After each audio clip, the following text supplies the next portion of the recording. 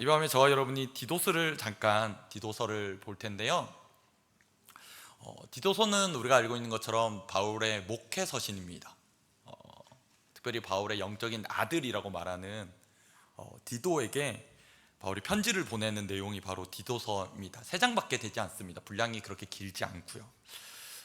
근데 목회 서신이라는 어떤 틀 때문에 우리가 이렇게 좀 고정관념이 있긴 하지만 또 좀 다른 입장에서 본다면 이렇게 보면 좋지 않을까라는 생각을 해봅니다. 선배 선교사님이 그 선교지를 맡게 되는 후배 선교사에게 선교 전략을 알려주는 거죠. 선교 전략서로서. 왜 그렇게 볼 수 있느냐? 그럼 이 바울이 지금 디도에게 맡기고자 하는 이 지역, 그레데라는 섬이거든요. 이 섬이 되게 중요했습니다. 왜냐하면 위치적으로 이 섬에 많은 항구들이 있었대요. 지도를 보면 많은 이 섬에 있는 도시 중에 항구들이 있었습니다. 좀 하나님이 주신 통찰력이겠죠. 바울이 꿈을 꾼 거죠. 뭐냐? 이 그레데라는 이 섬을 통해서 하나님의 교회가 세워지고 또 그 복음이 전파된다면 얼마나 많은 지역에 많은 영향력을 끼칠 수 있을까라는 거죠. 그러니까 바울은 이 지역이 그냥 어떤 하나의 지역이 아니라 선교의 어떤 기지로, 전초 기지로 목적했다라는 거예요. 그래서 그 섬에 어떤 지도자를 보내야 되는데 어떤 사람을 보내야 될까 고심하고 기도했겠죠. 특별히 이 그레데 섬에 문화가 있었습니다. 오늘날도 마찬가지지만 그 당시에도 문화가 있었어요.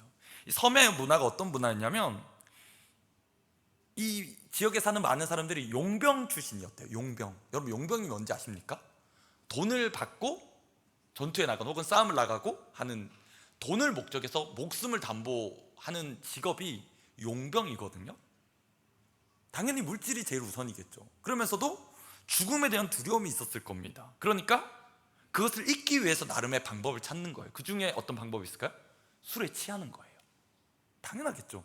죽음에 대한 늘 두려움을 느끼는 사람들이 어떻게 이겨내려고 할까요? 내가 스스로 이겨낼 수 없으니까 술에 취하는 거예요. 잊으려고 드는 거죠. 그러니까 당연하겠지만 폭력의 문제가 일어났고 당연하겠지만 가정이 깨어진 거죠. 그래서 이 디도가 사귀는 이 그레데 문화를 바로 너무 잘 이해했던 것 같아요. 그래서 이 사역지에 맞는 사역자를 보내야 되는데 누구를 보내야 될까? 디도를 선택합니다. 디도를 정해요. 왜냐하면 디도는 유대인이 아니에요. 디도는 그리스인이었어요. 그러니까 이방인이었어요. 그리고 예수를 믿고 회심하여서 변화된 사람이었죠. 그러니까 지금 그레데라는 지역은 이방인 지역인 거예요. 그래서 누구를 보냅니까? 이 문화를 가장 잘 이해하고 이들을 가장 잘 이해할 수 있는 이방인이었지만 예수 그리스도를 믿고 변화된 삶을 살아가는 사람의 모본을 보여주고자 했던 거예요. 그러니까 이 땅에 디도가 가면 참 좋겠다, 디도가 가는 것이 맞겠구나라고 했던 겁니다. 뿐만 아니라 디도에게도 권면합니다. 너의 삶을 모본으로서 바른 교훈, 이 복음이 어떠한 것인지 너의 삶을 통해 보여주어라 라는 것입니다. 뿐만 아니라 이 그레데 문화 중에 하나는 뭐냐면 거짓말에 되게 익숙했다고 그래요. 거짓말을 많이 했대요. 별명이 뭐라고 얘기하냐면 그레데인 같이 사는 사람들이라는 게 별명이었대요. 얼마나 모멸감을 주는 말이에요. 이런 그레데인 같으니라고. 이게 무슨 말이냐면 그 지역 사람들을 통해서 폄하하면서 욕을 하는 거예요. 거짓말에 능통한 사람들. 그래서 바울이 디도를 보냈을 때 디도에게 요청한 건 뭐냐면 너의 삶에 성실함과 진실함을 보여주라는 거예요. 너의 삶의 성실함을 통해 이 땅의 사람들이 저게 기준이구나, 저게 모본이구나 라는 걸 보여주라는 겁니다. 그래서 바울이 디도를 이 디도서를 통해 보내면서 이 땅에 대해서 알려주는 거죠. 너가 그냥 가는 게 아니라 이 땅에 대한 바른 이해함을 가졌으면 좋겠다. 뿐만 아니라 거기에 맞는 전략이 있었으면 좋겠다. 여러분, 어쩌면 우리가 전략이라는 생각을 들으면 어쩌면 되게 인간적으로 생각이 들 수도 있어요. 무슨 선교의 전략이냐, 무슨 사역의 전략이냐라고 생각되지만 바울의 전략은 이거였습니다. 뭐냐? 말씀으로 사람이 변한다는 거예요. 말씀이 들어가면 심령이 변한다는 겁니다. 그게 전략이라는 거예요. 말씀이 들어가면 개인이 회복되고, 개인이 회복될 뿐만 아니라 가정이 회복되어지고, 가정이 회복되어지면 공동체가 회복되어지고, 그 땅이 변화되고 나라 민족이 변화될 거라는 거예요. 이게 바울이 가진 전략이었습니다. 그래서 디도를 보내는 거예요. 왜? 너의 삶을 통해 그 복음의 삶을 보여주라는 겁니다. 여러분 그렇잖아요. 거짓말이 익숙하면 못 믿는 거예요. 야, 저러다 말겠지. 저도 좀 지나면 다 뽀록 날 거야. 그렇게 생각하는 사람들에게 복음으로 성실하게 살아가는 삶에 대해서 보여주라는 겁니다. 그 공동체 삶을 보여주라는 거예요. 그래서 다른 게 있구나라는 거예요. 다르구나라는 겁니다. 그래서 바울의 전략이 뭐냐, 이 문화에 대해서, 어쩌면 이 그레데 문화는 너무나 음란하고 폐역하고 폭력적이고 술에 취해 있지만 그 문화를 충돌해라라는 게 아니에요. 싸워라 이런 의미가 아닙니다. 그렇다고 그 문화에 동화되냐, 그것도 아닙니다. 더 좋고 귀한 게 뭔지를 보여주라는 거예요. 모본이 될 만한 더 좋은 문화를 보여줘라. 그래서 결론이지만 디도서의 결론은 이렇게 말합니다. 예수 그리스도와, 먼저 기준은 예수 그리스도입니다. 예수 그리스도와 공동체의 유익을 위해 헌신하라라는 거예요. 그게 복음을 따라 살아가는 삶이라는 거예요. 먼저는 예수 그리스도입니다. 예수 그리스도가 기준이고, 그 다음에 그 복음을 따라간 사람들에게 그 공동체에 덕을 끼치는 삶을 살아갈 때 그 땅이 변화될 거다라는 겁니다. 그걸 얘기해 줍니다. 이런 바울의 큰 그림 가운데 우리가 오늘 본문을 좀 살펴봤으면 좋겠는데요, 디도서는 짧습니다. 그리고 어떻게 보면 소개하고 나서 곧장 바울이 그 땅에 대해서 네가 어떻게 사역하라라는 얘기가 쭉 이어져요. 보시면 1장 5절부터 보면 그레데에서 해야 될 디도의 사역에 대해서 이렇게 소개한다라고 소제목이 아마 쓰여 있으실 겁니다. 그렇죠? 인사말 마치자마자 무슨 얘기를 하냐면, 너가 그 땅에서 어떤 사역을 해야 돼 라고, 어떻게 사역을 하면 좋겠어 라고 얘기를 하는 거예요. 당위성이죠, 여러분. 해야만 하는 것, 당위적인 얘기를 해요. 이렇게 사역해야 되는구나 라고 알려주는 겁니다. 그래서 오늘 우리가 읽은 말씀 전까지 2장 1절부터 10절에도 보면 어떻게 해야 되는지, 특별히 누구에게 해야 되는지를 알려줍니다. 늙은 남자, 늙은 여자, 또 젊은 남자, 젊은 여자에 대해서 이런 공동체의 모습을 만들어 가라라는, 어쩌면 사역에 있어서 사역적인 이야기, 당위적인 이야기를 합니다. 이해되시나요, 여러분? 이해되세요? 편지를 썼는데 해야 하는 걸 계속 얘기하는 거예요. 그럼 이 시점에서 어떤 생각이 들까요? 이걸 어떻게 해야 되지라는 거예요. 어떻게 라는 생각이 들지 않을까요? 해야 된다는 얘기를 들어요. 여러분 그렇잖아요. 신앙생활 열심히 해야 됩니다. 그 당위성을 늘 얘기를 들어요. 당위적인 얘기는요, 여러분, 사람을 못 변화시켜요. 해야 되는 건 알거든요. 여러분 우리 아이들도 여기 시간 예배 드리고 있지만 숙제해야 되는 거 다 압니다. 쟤네가 숙제하는 걸 모를까요? 해야 되는 당위성은 다 알아요. 근데 문제는 뭡니까? 당위가 내 마음을 바꾸진 않는다는 거예요. 뭐가 바꿀까요, 여러분? 그걸 얘기해 주는 거예요. 뭘 얘기하냐? 바울이 11절부터 14절까지 복음을 이야기해요. 하나님의 은혜를 얘기해요. 어떻게 바뀐다고? 바뀌는 그 이상적인 모습을 말하면서도 어떤 당위성이 그들을 바꾸는 게 아니라는 거예요. 뭐가 바뀌냐? 복음이 그들을 바꿀 거다라는 거예요. 특별히 하나님의 은혜가 그들을 바꿀 거다라는 겁니다. 하나님이 그들을 그렇게 변화시키실 거다라는 거예요. 그러니까 이해해보면 이렇게 말할 수 있을 것 같아요. 하나님이 우리에게 하신 일이 뭔지를 제대로 알면 성도는 변화됩니다. 뭘 해야 된다. 당신이 어떤 직분자니까, 당신이 교사니까, 당신이 리더니까, 당신이 중직자니까 어떤 걸 해야 합니다라는 당위성이 우리를 바꾸는 게 아니라, 하나님이 나에게 하신 일, 하나님이 우리에게 하신 일, 특별히 하나님이 교회에게 하신 일이 무엇인지 알면 하고 싶어집니다. 하게 됩니다. 근데 자칫 우리가 당위적인 이야기를 참 많이 하게 되는 것 같아요. 해야만 한다라고. 그럼 여러분 어떻게 될까요? 하다가 조금 지나면 지칩니다. 공고해집니다. 피곤해집니다. 그래서 우리 안에 불만이 생기죠. 왜 나만 이걸 해야 되냐라는 불만족으로 우리는 표출하게 됩니다. 그렇죠? 여러분 기억하십시오. 당위가 우리를 바꾸지 않아요. 바울이 이렇게 왜 얘기했느냐? 어쩌면 더 집중해서, 그래서 복음이 더 중요하다는 얘기를 하고 싶은 것 같아요. 너가 어떤 사역을 해, 누구에게 어떻게 사역을 해야 된다라고 말하면서, 그렇잖아요. 어떻게 그럼 내가 그걸 사역해야 되는데, 어떻게 그걸 감당해야 되는데, 이 땅의 문화는, 이 땅의 지금 풍토는 내가 혼자 살기 너무 벅찬데 그게 어떻게 가능합니까? 라고 반문할 수 있잖아요. 그래서 바로 얘기해 주는 거예요. 복음이 그렇게 할 거다라는 거예요. 하나님 그렇게 하게 하실 거다라는 거예요. 너를 통해 하나님 그렇게 행하실 거다. 그걸 얘기해 주는 겁니다. 그렇다면 어떤 일을 하는지 자 보겠습니다. 11절 함께 말씀 읽어봅시다. 11절입니다. 시작. 모든 사람에게 구원을 주시는 하나님의 은혜가 나타나라고 말합니다. 여기 한글에는 번역되지 않았지만 사실 중요한 접속사가 하나 있습니다. 적어보시면 좋겠는데 왜냐하면입니다. 왜냐하면. 원래는 왜냐하면이라는 접속사가 원문에는 있어요. 근데 한글에 번역되지 않았거든요. 그러니까 10절까지 어떤 해야 되는 사역을 말할 때 지금 하울링이 나는데 소리 조금만 좀 줄여주시면 좋겠습니다. 해야 되는 당위적인 얘기를 해야 될 때 그렇게 얘기하고 나서 왜냐하면이라는 걸 얘기하는 거예요. 왜 너 그렇게 할 수 있냐? 이유가 뭐냐? 왜냐하면 모든 사람에게 구원을 주시는 하나님의 은혜가 나타났다라고 말하는 거예요. 하나님의 은혜가 나타났대요. 특별히 여러분 먼저는 모든 사람에게라고 말합니다. 근데 오해하지 않으셨으면 좋겠는데요, 저희 개혁주의 신앙은 모든 사람을 구원하신다라는 만인 구원론을 믿지 않아요. 그것을 말하지 않아요. 하나님 구원하실 백성을 구원하신다는 좀 어려운 단어인데 제한 구원론을 저는 믿거든요. 다시 바꿔 말씀드릴게요. 여러분 모든 사람이 구원받습니까? 어떻게 생각되시나요? 방금 이제 들었죠? 하나님 모든 사람을 구원하시나요? 아닙니다. 모든 사람을 구원하지 않으세요. 하나님은 구원하실 백성을, 하나님의 기준이죠. 하나님이 구원하실 백성을 하나님이 구원하세요. 그게 어떤 의미냐면 이런 거예요.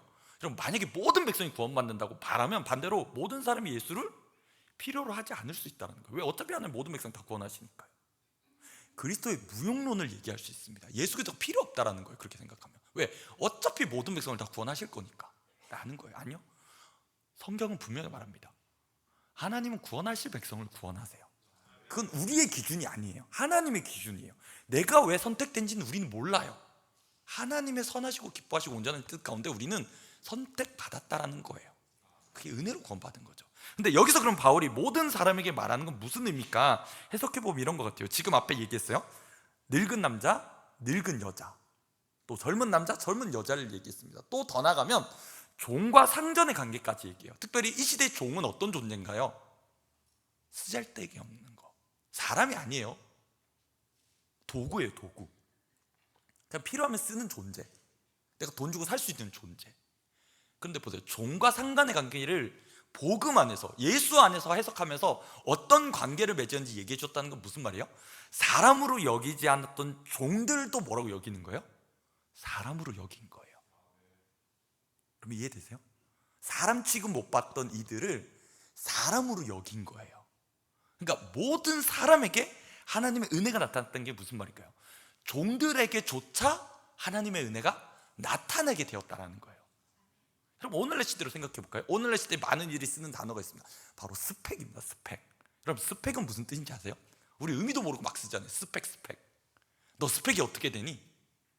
그렇게 청년들에게 얘기하잖아요. 여러분 스펙은요, 죄송하지만 기계에서 쓰는 기능, 성능이라는 단어거든요. 그걸 사람한테 써요. 왜? 도구라는 거예요. 젊은이들이 도구라는 거예요. 너 회사를 위해서, 우리 회사를 위해서 너는 쓰여지는 도구야 라는 의미로 쓴 게 스펙이라는 단어거든요.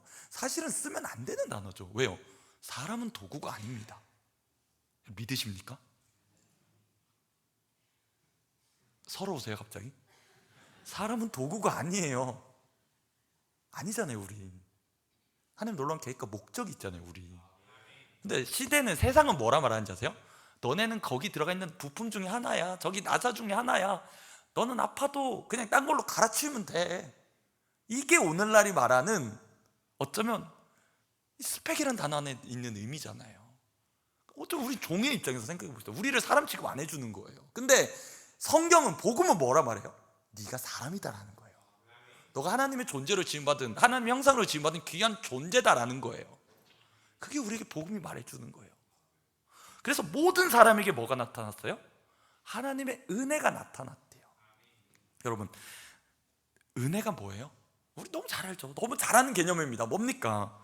가치 없는, 자격 없는 자들에게 하나님이 무조건적으로 베푸신 호의, 그 선물. 여러분 정말 그 하나님의 은혜가 나타났나요? 여러분에게? 나타났습니까? 우린 그걸 발견하셨나요?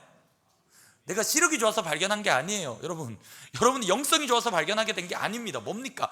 하나님이 나타내 보여주셨다라는 거예요. 그 은혜가 나타날 수 있도록 하나님이 보여주셨다라는 거예요. 우리가 알 수 있도록, 알아차릴 수 있도록 하나님이 무가치한 우리에게, 창조주가 피조물에게 그 은혜를 나타내 보여주셨다라는 거예요. 여러분 생각해 봅시다. 여러분이 뭔가를 정성스럽게 만들었어요. 열심히 뭔가를 만들었다 생각해 봅시다. 뭐 뜨개질을 하시든 조립을 하시든 뭐 어떻게 DIY를 하셔서 뭔가를 만들었다 생각해 볼게요. 정성껏 만들었습니다. 근데 그게 여러분의 목숨을 내어줄 만큼 귀할까요? 여러분 뭔가를 정성스럽게 만들었어요. 근데 그게 여러분이 목숨을 내어줄 만큼 귀하게 여기세요? 솔직히 아니잖아요. 어떠세요? 만들고 잊어버릴 때도 있어요. 어디 방에 처박아 놓을 때도 있습니다. 혹은 아니 부셔졌네? 그냥 갖다 버리지, 뭐 딴 것도 만들면 되지 라고 생각할 수 있잖아요. 그렇게 하잖아요 우리. 여러분 세상에 누가, 어느 누가 만드신 존재가, 만들어진 존재를 위해 자신을 드리는 게 어디 있어요? 없잖아요. 그게 하나님의 은혜라고 말하는 거예요. 그게 은혜라는 거예요. 창조주가 피조물을 위해 자신을 드렸대요. 이게 복음 아닙니까 여러분? 당연하겠지만 우리의 삶에 복음이 들어오면 어떤 삶이 되나요? 여러분 당연하겠지만 우리의 삶을 드리고 싶어 해요. 우리의 삶을 깨트리고 싶어 해요. 우리의 삶을 바쳐드리고 싶어 해요. 올림픽 이후로 좀 이런 말이 회자가 되고 있습니다. 여러분 혹시 들어보셨나요? 누칼협이라고? 누칼협 무슨 말인지 아세요? 누가 칼로 협박했냐? 라는 말입니다. 왜 이 말이 이슈가 된지 아시죠? 너 메달 땄잖아. 내가 누가 뭐 메달 따러 안 따면 협박했니? 그래서 뭐라 얘기합니까?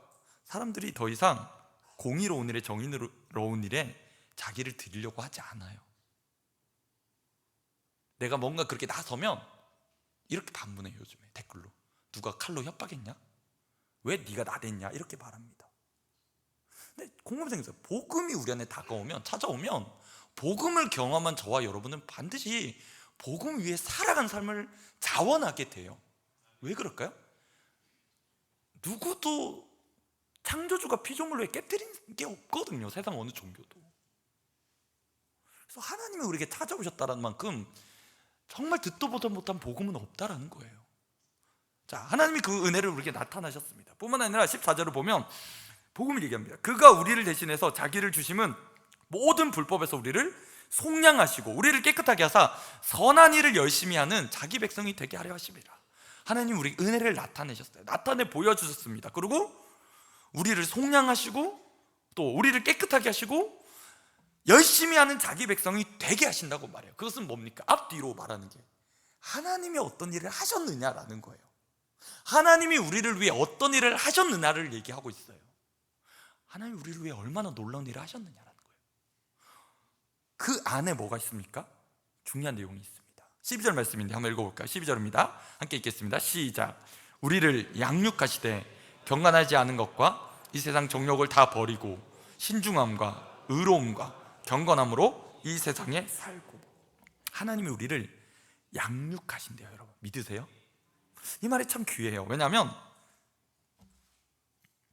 하나님이 우리를 양육하신다고 썼던 이 단어는요, 원래 배우다, 가르치다라는 단어에 두 가지 단어가 원래 헬라어 원어에는 있는데, 하나는 디다스코라는 단어가 있습니다. 디다스코, 이거는 가르치다, 배우다 라는 뜻이 둘 다 있는데, 이거는 이런 거예요. 학생이 자기가 스스로 배움의 자리에 나아가는 거예요.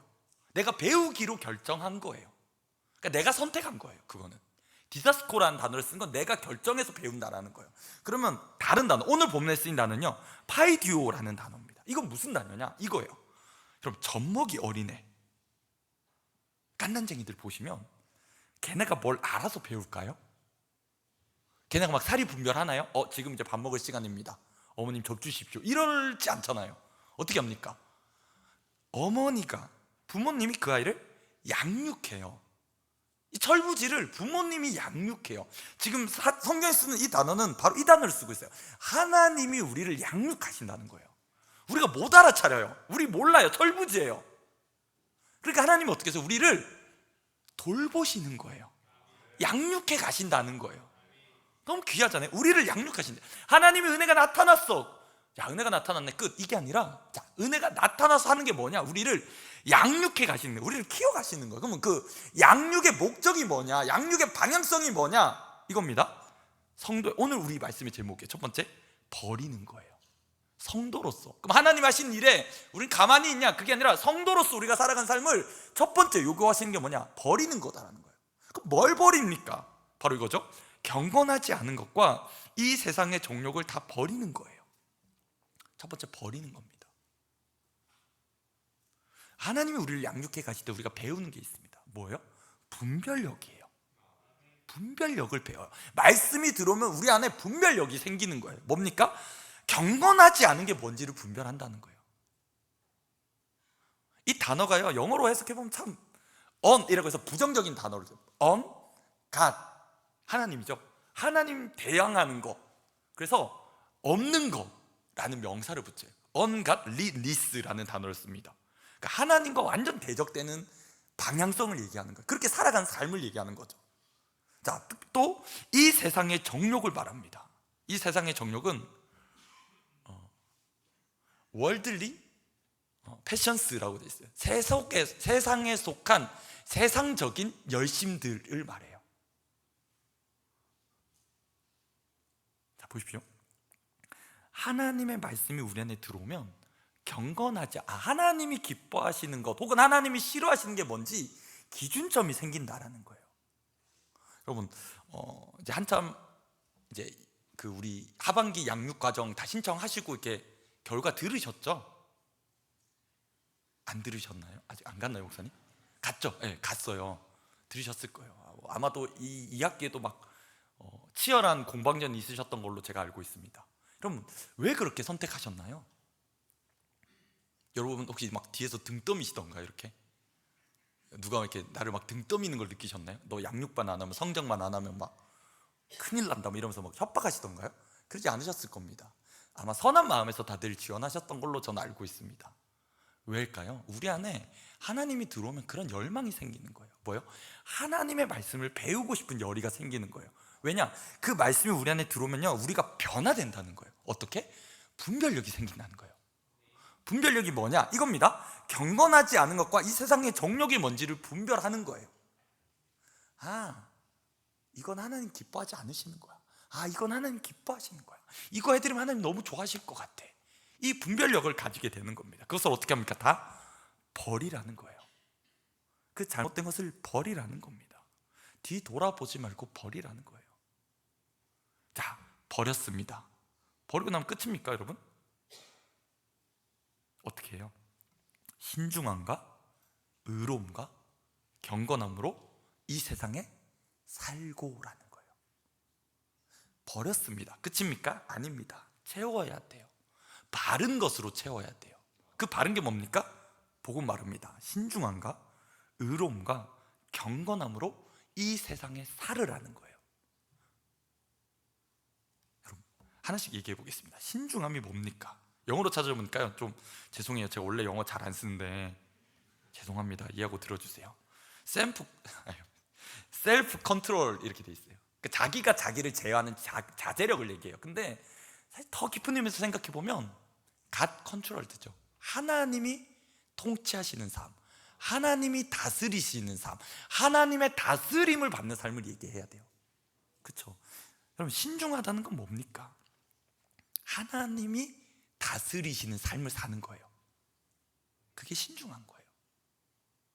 보세요. 이 그레데의 삶에 사는 사람들이 어떻게 살았어요? 술 취해서 막 방탕하게 살았어요. 무분별하게 살았어요.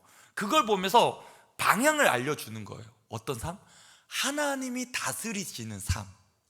그래서 자제력을 가지는 삶이, 그게 신중한 삶이다라는 거예요. 무분별한 게 잘 나가는 삶이 아니야. 하나님께, 어쩌면 우리는 세상 사람들이 보면 참 갑갑해 보이잖아요. 뭐 못하는 것도 뭐 많고 제한되는 것도 많은데 왜 그렇게 살아가냐? 이유는 그거예요, 여러분. 하나님이 기준점이다라는 거예요. 하나님이 우리의 삶의 주인이시다라는 거예요.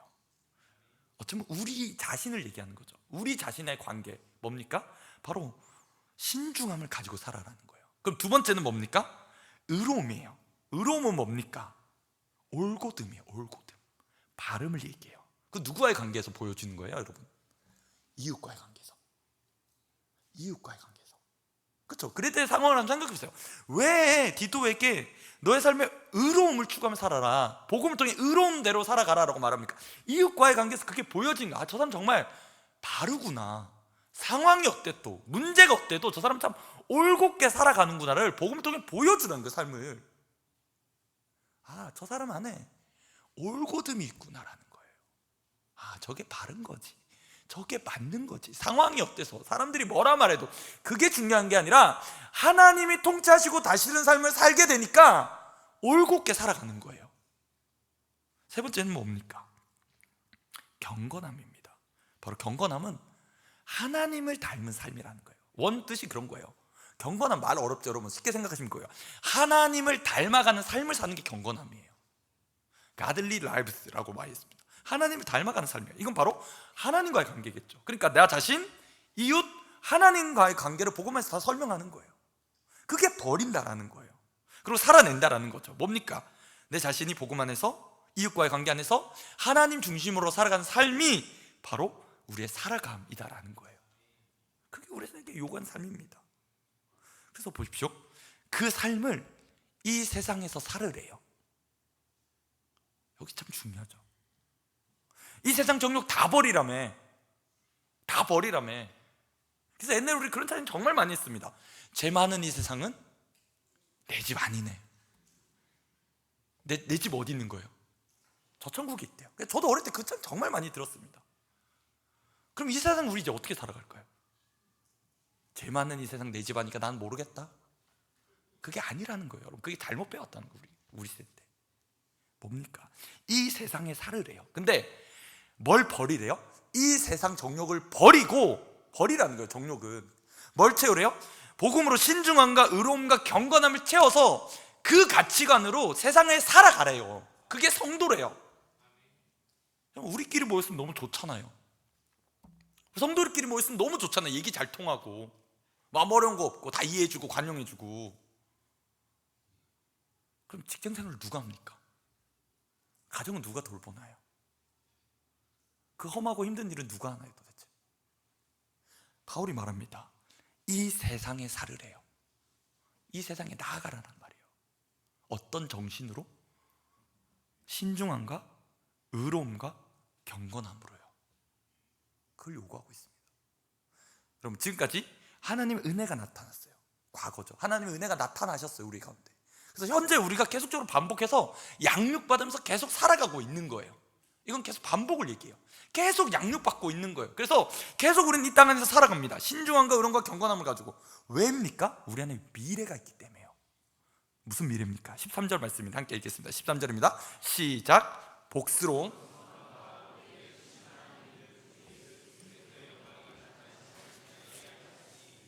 네, 우리에게 복스러운 소망이 있대요. 여러분 믿으십니까?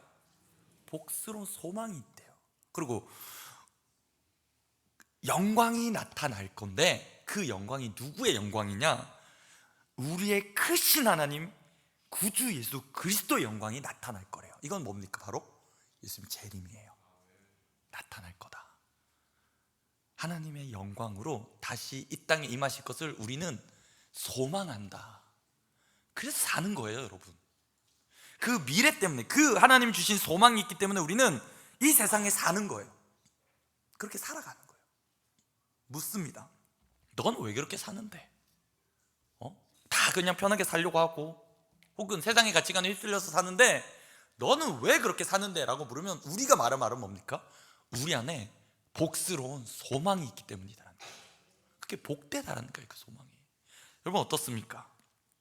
여러분 안에 정말 우리 주님이 다시 오신다는 분명한 소망이 있으십니까? 그걸 성도는 기다린다라고 말해요. 그 기다림. 버렸습니다. 살아갑니다.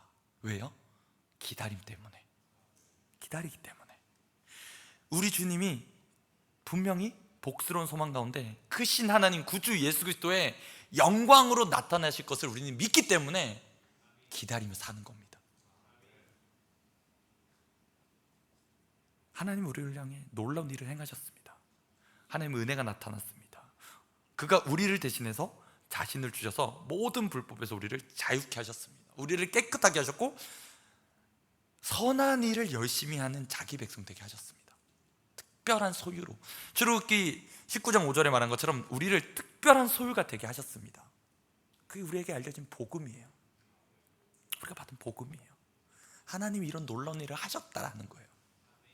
그럼 하시고 나서 끝이냐? 야, 하나님이 놀라운 일 하셨으니까 우리는 아무것도 안 하고 그냥 두 손 두 발 다 놓고 그냥 막 살아도 되냐? 그게 아니라는 겁니다. 너희가 이 세상을 사는데 버리고 살아가고 기다리며 살아가라라는 거예요. 그게 복음이 우리에게 알려주는 겁니다. 여러분, 이번 한 주간 어떻게 사셨습니까? 복음 다시 우리에게 말합니다. 넘어지지만 우리를 양육하신대요. 철부지여서 젖먹여서 참 잘 모르지만 오늘도 우리를 다시 깨우치게 하시고 오늘도 알게 하시고 오늘도 다시 우리를 일으키게 하실 겁니다. 그럼 우리가 반복하고 다시 연습해야 되는 건 뭘까요? 바로 이겁니다. 분별하는 거죠. 내 안에 여전히 경건하지 않은 걸 사랑하는 마음이 있는, 내가 뭘 사랑하고 있지? 경건하지 않은 것, 하나님 기뻐하지 않으시는 것, 이 세상의 종력을 버려야 되는데 내가 여전히 붙들고 있는 건 도대체 뭐지? 라는 거예요. 내가 정말 그거 버렸느냐라는 거예요. 이 밤에 기도하면서 하나님 내 마음을 비춰주십시오. 내 안에 버린 게 정말 분명하게 뭔지 확인시켜 주십시오라는 거예요. 그리고 내 안에 살아가는데 내 안에 채우고 살아가는 게 도대체 뭐냐라는 거예요. 내 삶을 돌아볼 때, 이번 주 한 주간 돌아봤을 때 내 안에 정말 하나님 중심의 삶이 있느냐, 하나님의 다스리시는 통치하시는 삶이 내 안에 있느냐, 의로움이 있느냐, 꺾이지 않는 의로움이 있느냐. 사람들이 뭐라 말해도, 너 왜 그렇게 사는데 어리석다라고 말해도 하나님이 기준제에서 꺾이지 않는 의로움이 있느냐. 그거 뭡니까?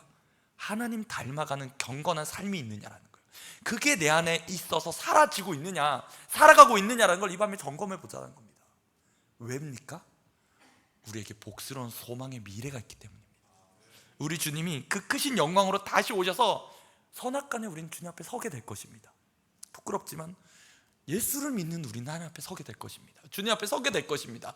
그 미래가 우리가 있고 확신하기 때문에 오늘을 살아가는 겁니다. 말씀을 정리하면서 우리 함께 찬양하며 나갔으면 좋겠는데요,